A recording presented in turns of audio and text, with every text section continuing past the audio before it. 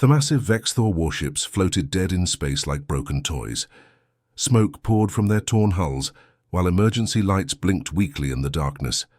Fleet Commander Talmec stood on the bridge of his flagship, watching his proud fleet get destroyed piece by piece. His 4 eyes focused on the holographic display showing the battle. 17 ships gone in just 1 hour. These weren't small patrol boats either.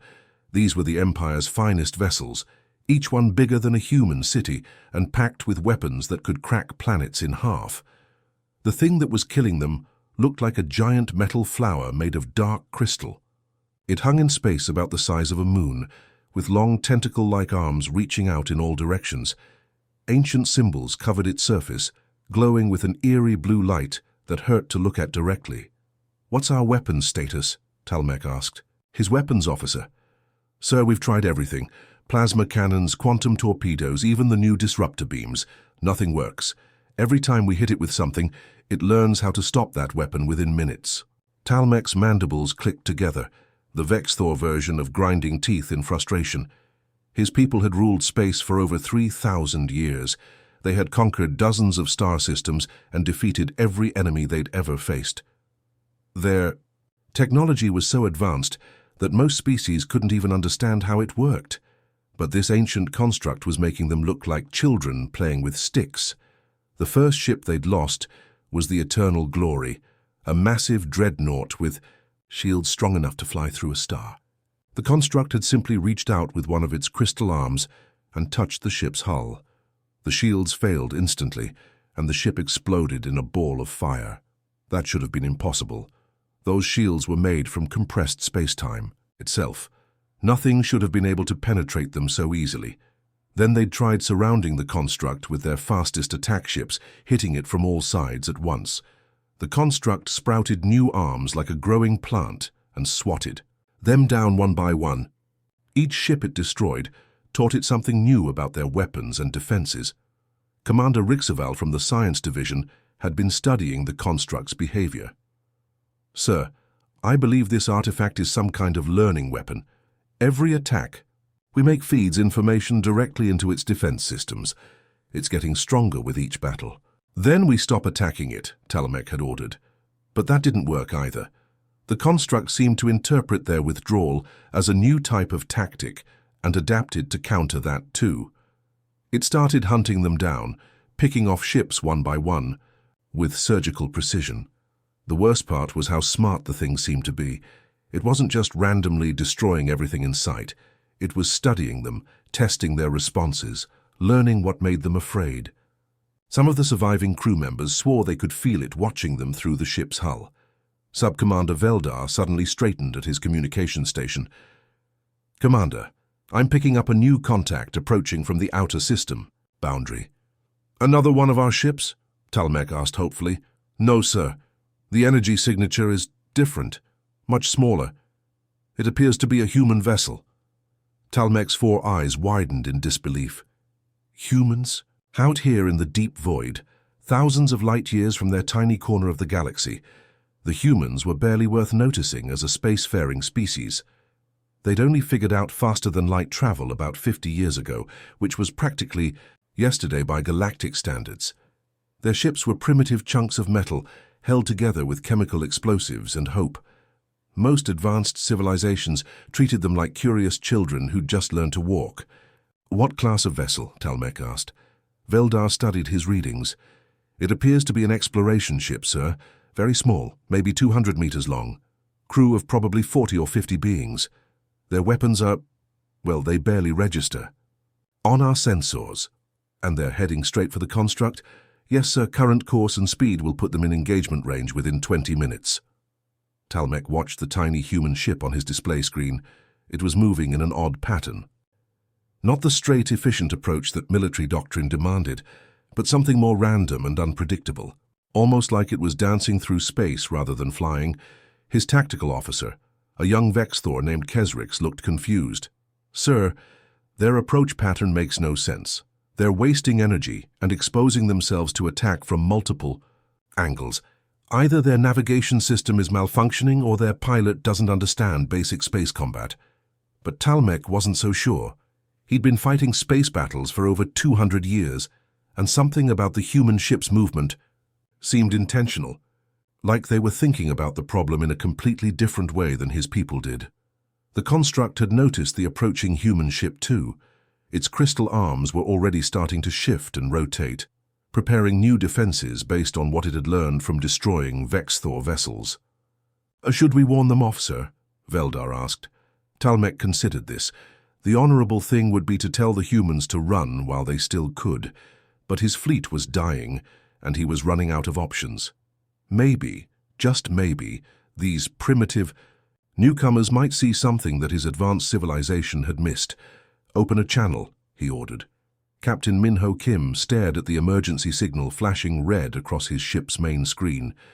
The Determination had been on a routine mapping mission in the Outer Rim when the distress call hit their communications like a punch to the gut. "Captain, you need to see this," called out Chief Engineer Day Park from his station. His usually calm voice carried an edge of worry that made everyone on the bridge look up. Day had been working on starships for 15 years and rarely got rattled by anything. Minho walked over to Day's engineering console, where holographic displays showed energy readings that made no sense. The numbers were so high they seemed like measurement errors. "What am I looking at here, Day?" "Honestly, sir, I'm not sure. These power signatures are beyond anything in our databases. Whatever's out there is using energy levels that should be impossible to generate, let alone control." Lieutenant Ari Cho jumped up from her weapons station, her face pale. As their combat specialist, she understood destruction better than anyone else on the ship. "Captain, I've been analyzing the battle data from the distress signal. We're talking about 17 massive alien warships destroyed in less than an hour." She pulled up a tactical display showing the remains of the alien fleet. Each destroyed ship was easily 5 times larger than the Determination. Some of them were so big they could carry the entire human ship in their cargo bay. "These aren't small patrol boats," Ari continued, pointing at the wreckage. "These are full battle cruisers with armor thicker than our entire hull. Whatever took them out did it fast and clean." Minho felt his stomach drop. The Determination was an exploration vessel, not a warship.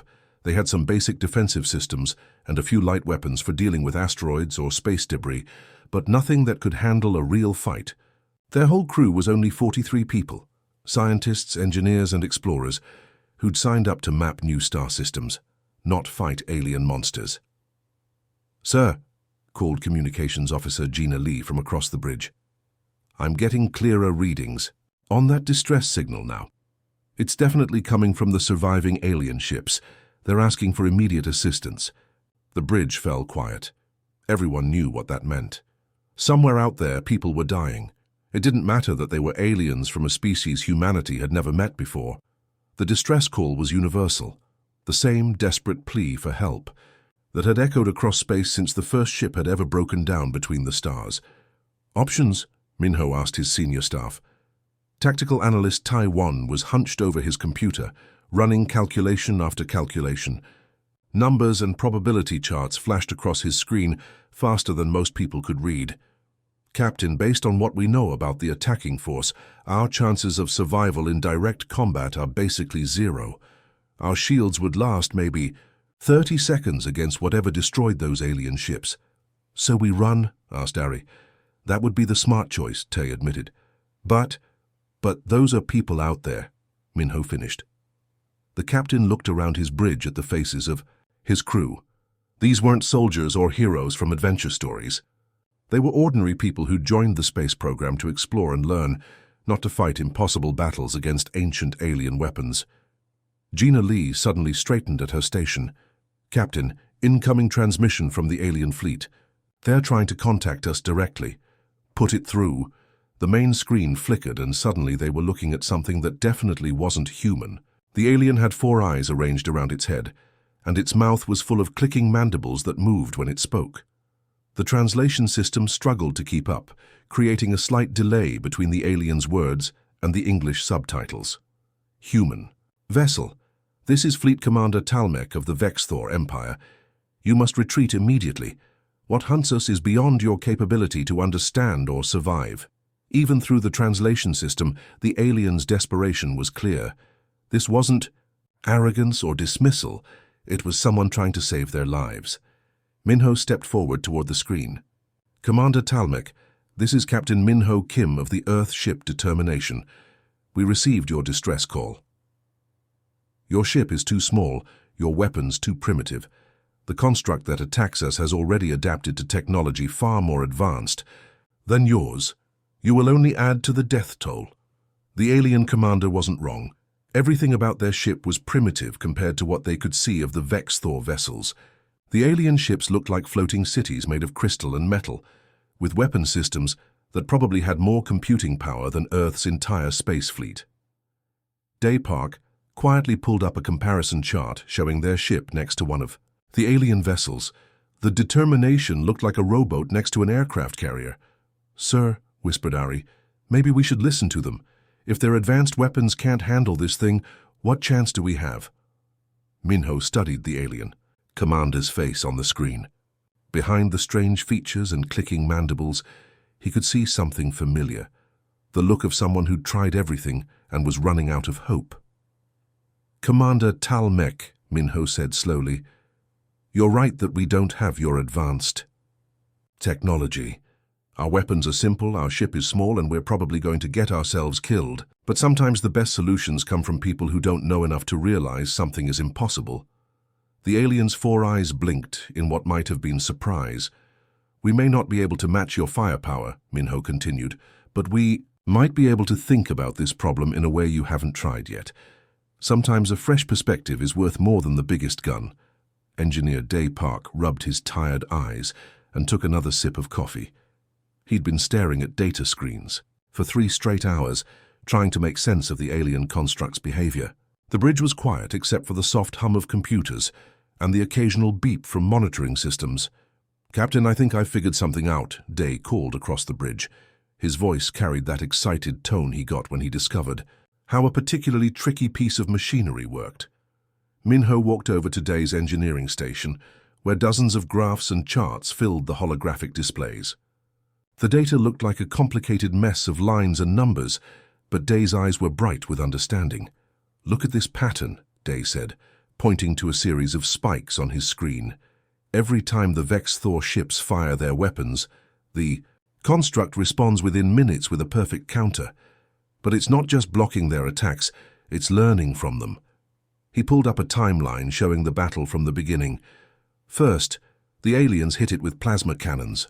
The construct took some damage, but within 2 minutes it had developed shields that made plasma completely useless. Then they tried quantum torpedoes. Same thing, brief damage, then total immunity. "So it adapts to whatever hits it," Minho said. "That's why their weapons stopped working." "Exactly. But here's the interesting part." Day highlighted different sections of the data. "It's not just adapting randomly. There's a system to it, like it's following some kind of learning program." Lieutenant Ari Cho looked up from her own analysis. She'd been studying the weapon effectiveness data, trying to understand why such advanced alien technology had failed so completely.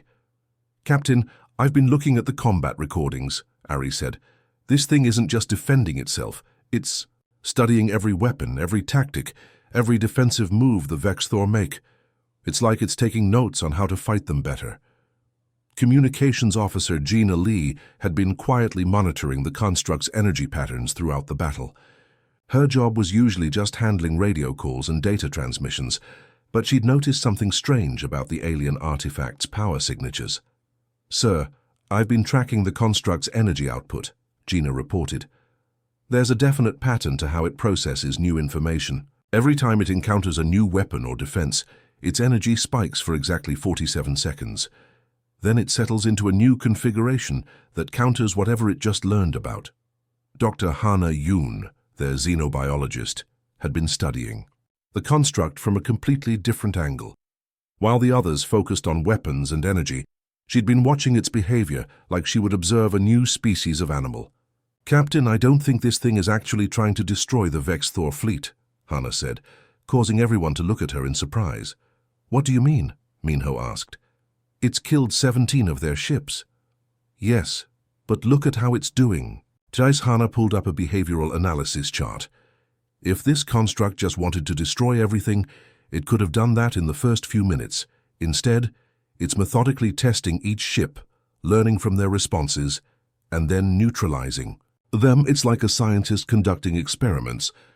She pointed to the construct's movement patterns. See how it approaches each ship differently? It's not random hunting, it's systematic testing. This artifact wants to understand what it's fighting, not just destroy it. The pieces started clicking, together in Minho's mind. The construct wasn't just a weapon, it was some kind of learning system, designed to analyze and counter any threat it encountered. But that also meant it had a weakness. What if we give it something to learn that doesn't actually help it? Minho asked slowly. The bridge fell quiet as everyone considered this idea. You mean feed it false information? Day asked. Exactly. If it learns by analyzing our weapons and defenses, what happens if we show it fake weapons and fake defenses? It would adapt to counter things that don't actually exist. Ari caught on immediately, like showing it a fake weak point, so it focuses its defenses there while we attack somewhere else, or making our weapons look more advanced than they really are, added Gina. If it adapts to counter super-advanced human technology that doesn't exist, it might leave itself vulnerable to our actual simple weapons. Hana nodded enthusiastically. It's like camouflage, but for our capabilities instead of our appearance. We make ourselves look like something we're not, so it prepares for the wrong kind of fight. Taewon, their tactical analyst, had been quietly running calculations while the others talked. His computer was processing thousands of variables, trying to figure out if this crazy plan could actually work. Captain, Tae said finally, I've run the numbers through every scenario I can think of. It's risky, really risky, but mathematically, it gives us a 23.7% chance of success. That doesn't sound very good, Ari pointed out. It's better than our current odds, which are essentially zero, Tae replied. And it's the best chance we've had since this whole thing started. Minho opened a communication channel to the Vexthor flagship. Commander Talmek's alien face appeared on the screen, his four eyes showing exhaustion and desperation. Commander Talmek, we have an idea, Minho began. It's going to sound crazy, but hear us out. He explained their plan to deliberately feed false information to the construct, making it adapt to threats that didn't exist while leaving it vulnerable to their real attacks. The alien commander's mandibles clicked rapidly, which their translation system indicated was either deep thought or complete disbelief. Captain Kim, you want to trick an entity that has destroyed civilizations by pretending your primitive weapons are more advanced than they are. That's exactly right, Minho said. This construct learns by studying what attacks it. If we can make it study fake attacks, it'll waste its adaptation on useless countermeasures. And if your deception fails, then we'll all die about 5 minutes sooner than we would have anyway, Minho admitted. But if it works, we might just survive this. The next hour was the most terrifying and exciting time in the crew's lives. Everyone on the Determination knew they were about to either save the day or die trying. And honestly, dying seemed like the more likely outcome. Lieutenant Ari Cho worked frantically at her weapons console, sweat beading on her forehead as she made last-minute adjustments to their defensive systems. She'd spent the past 30 minutes completely rewiring their shield generators to create what she called the biggest lie in space. Captain, I've modified our shields to broadcast fake energy signatures, Ari reported, her fingers flying over the controls. To the construct, it'll look like we have defensive technology that's centuries ahead of what we actually possess. Quantum flux barriers, dimensional phase shifters, all kinds of stuff that sounds impressive but doesn't actually exist. Engineer. Daypark was hunched over his station, rigging their weapon systems in ways that would have horrified any safety inspector. He'd programmed their simple plasma cannons to fire in seemingly random patterns that would look like advanced tactical algorithms to anything trying to analyze them. Our weapons will fire in sequences that appear to follow complex mathematical models, Day explained. Random enough to seem unpredictable, but with just enough pattern to make the construct think there's some kind of super-advanced targeting system behind it all. The plan was beautifully simple in concept, but terrifyingly complex in execution. The Determination would fly straight at the construct, pretending to use advanced tactics and weapons that didn't exist. The construct would waste time and processing power trying to understand and counter these fake threats, leaving it vulnerable to the real weapons of the Vex-Thor fleet. Captain Min-Ho Kim stood in the center of the bridge, feeling the weight of 43 lives in his hands. His crew looked at him with a mixture of trust and terror. They were about to fly their little exploration ship directly into the path of something that had effortlessly destroyed vessels 100 times their size. "It's all right, everyone," Min-Ho said, his voice steady despite the butterflies in his stomach. "We knew when we signed up for deep space exploration that we might face the unknown. Well, today we're really facing it. Remember, we're not trying to actually fight this thing. We're trying to confuse it long enough for our new alien friends to land the real punch." Communications Officer Gina Lee had established a secure channel with the Vex-Thor fleet, coordinating the timing of their desperate gambit. "Captain, Commander Talmec confirms his ships are in position. They're waiting for our signal." Tactical. Analyst Tae-1 was monitoring the construct's energy patterns, looking for any sign that their deception was working. "Sir, the artifact has definitely noticed us. Its scanning beams are focusing on our ship." Dr. Hana Yun watched the construct's behavior from her science station, analyzing its movements like she would study a predator preparing to strike. "Captain, it's repositioning its defensive arms. It's getting ready for whatever it thinks we're about to throw at it." Min-Ho took a deep breath. "All stations, execute pattern Omega." The determination suddenly burst into action, accelerating toward the massive construct with what looked like reckless abandon. Their modified shields flared to life, broadcasting energy signatures that suggested impossibly advanced defensive technology. Their weapons opened fire in carefully choreographed chaos, plasma bolts streaming out in patterns that seemed random, but held just enough mathematical precision to suggest sophisticated targeting computers. To anyone watching, it looked like the small human ship had gone completely insane, charging headfirst into certain death, while firing wildly in all directions. But to the construct's analytical systems, it appeared that these humans possessed tactical doctrines and defensive technologies that required immediate study and counter-adaptation. Gina Lee watched her instruments with growing excitement. "Captain, it's working. The construct is dedicating massive amounts of processing power to analyzing our advanced systems. Its energy output has increased by 300% as it tries to understand what we're doing." The ancient artifact's crystal arms began moving in complex patterns, reshaping itself to counter the fake human technologies. It was learning, adapting, evolving, but it was evolving to fight weapons and defenses that existed only in its imagination. "The construct is becoming incredibly specialized," Day reported from his engineering station.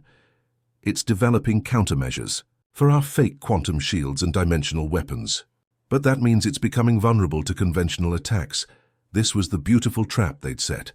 The construct's greatest strength, its ability to learn and adapt to any threat, had become its fatal weakness.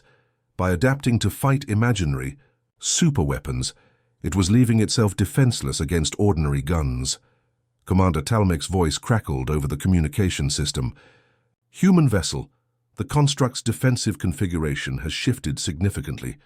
We're reading multiple vulnerability points in its armor matrix." "Now!" Min-Ho shouted. "Hit it with everything you've got." The surviving Vex-Thor ships emerged from their hiding positions like sharks smelling blood in the water. Their plasma cannons, quantum torpedoes, and disruptor beams, the same weapons that had been useless just hours before, suddenly tore through the construct's over-specialized defenses. The ancient artifact tried to adapt, but it had committed too much of its processing power to countering the fake human threats. It couldn't shift back to defending against conventional weapons fast enough. Ari Cho watched in amazement as the construct's seemingly invincible armor began to crack and buckle. "Captain, it's actually working. The thing that destroyed 17 battleships is falling apart under normal weapons fire." The construct's death was almost sad to watch.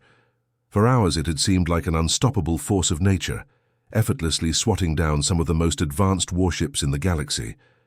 Now it flailed helplessly as ordinary weapons tore through its confusion and specialized defenses. Dr. Hannah Yoon studied the construct's final energy transmissions, her scientific mind still working even in the middle of the battle. "Captain, I'm picking up some interesting data from its core systems as they shut down. These aren't the patterns of a weapon being destroyed. This looks more like a defense system realizing it failed to protect something." The massive artifact gave one final pulse of energy, and then went dark. The threat that had seemed impossible to defeat was finally gone, brought down not by superior firepower or advanced technology, but by the simple human ability to think creatively and lie convincingly. The bridge of the determination erupted in cheers, but Minho found himself thinking about Dr. Yoon's observation. What had this construct been trying to protect? And what did it mean that they'd just destroyed something that might have been a guardian rather than a destroyer? The silence after the construct's destruction was almost deafening. For hours, space had been filled with the sounds of battle. Weapons firing, ships exploding, desperate radio communications. Now there was just the quiet hum of life support systems and the distant crackle of cooling metal from damaged ships. Captain Minho Kim stood on the bridge of the Determination, looking out at the debris field that had once been a terrifying alien artifact. Pieces of crystal and metal floated past their viewports like glittering snow. It was hard to believe that something so deadly could look so peaceful in death. "Damage report," Minho called out to his crew. Engineer Day Park looked up from his console, exhaustion clear on his face. "We took some hits during the final assault, but nothing critical. Hull breaches on decks 3 and 7, but the emergency. Seals are holding. We'll need repairs, but we can make it home. Casualties. 3 crew members in sickbay with minor injuries from when we took that hit to the port side. Everyone else is shaken up, but okay. Lieutenant Ari Cho was monitoring the Vexthor fleet status. Captain, the aliens lost 2 more ships during the final assault, but most of their surviving vessels are operational. They're beginning rescue operations for crew members from the destroyed ships. It was a victory, but it had come at a terrible cost. Nearly 20 massive Vexthor warships had been destroyed, along with thousands of alien crew members. The Determination had been incredibly lucky to survive at all. Communications Officer Gina Lee suddenly straightened at her station. "Captain, I'm receiving a priority transmission from the Vexthor flagship. Commander Talmec is requesting permission to board our ship." Minho blinked in surprise. "He wants to come aboard here?" "That's what the translation system is telling me, sir. It says this would be unprecedented in Vexthor history. They've never requested to board another species vessel before." Dr. Hannah Yoon looked up from her science station, where she'd been analyzing the final data from the construct. "Captain, from what I understand about Vexthor culture, this is a huge deal. They consider most other species to be primitives barely worth acknowledging. For their fleet commander to personally visit our ship, it means we really impressed them," Minho finished. "Tell Commander Talmec he's welcome aboard." An hour later, the small shuttle bay of the Determination welcomed its first alien visitor. Commander Talmec was even more impressive in person than he had been on the view screen. He stood nearly 8 feet tall with 4 muscular arms and deep purple skin that seemed to shimmer under the lights. His 4 eyes moved independently, taking in every detail of the human ship. But what struck Minho most was the gesture Talmec made when he stepped off his shuttle. The alien commander spread all 4 of his arms wide, holding them out from his body in what the translation system identified as a sign of profound respect. "Captain Minho Kim," Talmec said, his clicking language immediately converted to English by their translation matrix.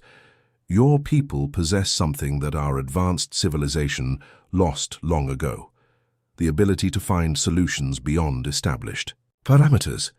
The alien commander's words carried weight that went beyond simple gratitude. This wasn't just thanks for helping in battle. It was recognition of something fundamental about humanity that had impressed an empire that had ruled space for thousands of years. Over the next few hours, something amazing happened. The crew of the Determination and the surviving Vexthor began sharing knowledge and experiences in ways that neither species had ever done before. Engineer Day Park found himself in deep technical discussions with Vexthor engineer Prime Zultek, comparing They're completely different approaches to the same problems. Where the Vexthor relied on precise calculations and established procedures, humans improvised and adapted on the fly. Your people solved problems by breaking rules we didn't even know existed, Zultek told Day through the translator. We have been building ships the same way for centuries because our methods work. But you show us that sometimes the best solution is the one nobody has tried before. Lieutenant Ari Cho discovered that Vexthor military doctrine was based entirely on overwhelming firepower and superior technology. The idea of using deception and misdirection as primary tactics was completely foreign to them. We train our officers to defeat enemies through strength and advanced weapons, Sub-Commander Veldar explained to Ari. Your victory today came not from having better guns, but from thinking about the problem in a way we never considered. Perhaps raw power is not always the answer. Dr. Hannah Yoon's analysis of the construct created the biggest surprise of all. After studying the artifact's final transmissions and behavioral patterns, she presented her conclusions to the Vexthor Science Council via video link. I don't believe this construct was a weapon at all, Hannah explained, showing her data to the assembled alien scientists. Its behavior patterns suggest it was actually a defensive system, designed to protect something. It wasn't trying to destroy your fleet out of malice. It was trying to understand potential threats to whatever it was programmed to guard. The revelation stunned the Vexthor scientists. For hours, they'd been fighting what they thought was an ancient weapon of mass destruction. Instead, they'd been battling a guardian that was just trying to do its job, protecting something that had probably been destroyed long before any of them were born. This changes everything we thought we knew about the ancient civilizations. One of the Vexthor scientists said, how many other weapons might actually be misunderstood guardians? As the two fleets prepared to go their separate ways, Communications Officer Gina Lee worked with her Vexthor counterparts to establish the first official diplomatic protocols between humans and the Vexthor Empire. What had started as a desperate battle for survival was becoming the foundation for an alliance that could change the balance of power in the galaxy. Tactical analyst Tae Won spent his time documenting everything that had happened, knowing that this battle would be studied by military strategists for generations to come. His final report would become required reading at every space academy in human territory. Today, we learned that sometimes the newest players in the game can make the biggest difference, Tae wrote. Not through superior technology or overwhelming force, but through the willingness to think beyond conventional wisdom and try solutions that more advanced civilizations would consider impossible. Captain Minho Kim stood on the bridge watching. The Vexthor fleet prepared to jump to hyperspace. Commander Talmec had promised to carry word of humanity's actions throughout the Vexthor Empire, opening doors that had been closed to human exploration for generations. As the alien ships disappeared, in flashes of light, Minho realized that humanity had just taken its first real step onto the galactic stage, not as conquerors or supplicants, but as equals who had something unique to offer, the ability to see problems from completely new angles and find solutions that nobody else had considered. The determination turned toward home, carrying news.